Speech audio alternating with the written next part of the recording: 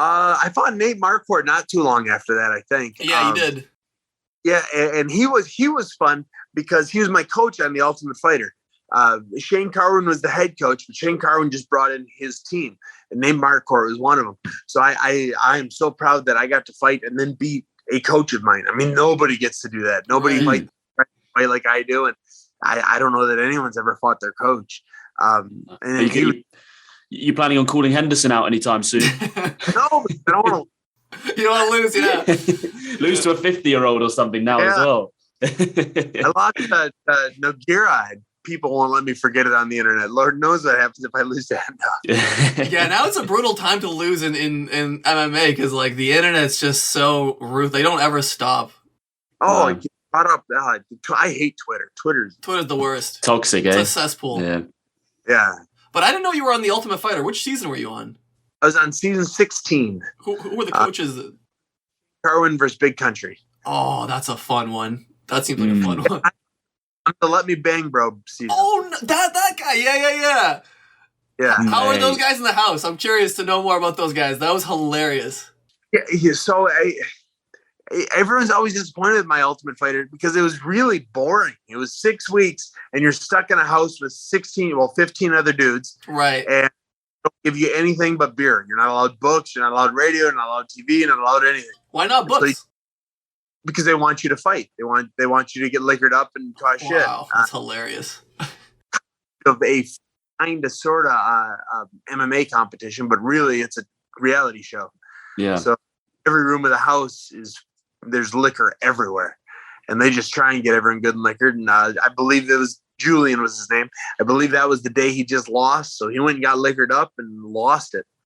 Yeah. Yeah, I bet. I mean, I never knew it was that that environment. It's sort of like almost prison, right? It's got to be a little bit like that. Like you're watching over your shoulder the whole time. You don't really trust anyone. You're kind of like, I'm going to end up fighting one of you very soon. And there's cameras It's got to be quite uncomfortable. Yeah. Yeah, it was. You have to, and you always have your necklace on. That's your speaker. So all times they can hear anything. So if something happens, all the camera guys, the rule is if you see the camera guys moving, follow them and you get on TV. Right. Right. You watch the clips of me and Julian, or of Julian freaking out. I'm in every scene. Are you really? Yeah, I actually now I'm gonna look that up. I gotta rewatch that. I gotta rewatch that. Let me bang, bro.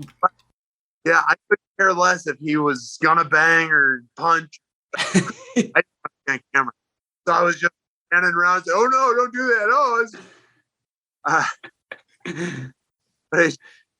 that. Cameras, so they just follow the cameras. Yeah, I'm watching the footage. I mean, this was such a different world. Like, this was such a different time because Ultimate Fighter was such a shit show, but it was so fun to watch. Uh-huh. Yeah, like, I don't know. I think we could just make a whole podcast about, like, Ultimate Fighter, I feel like.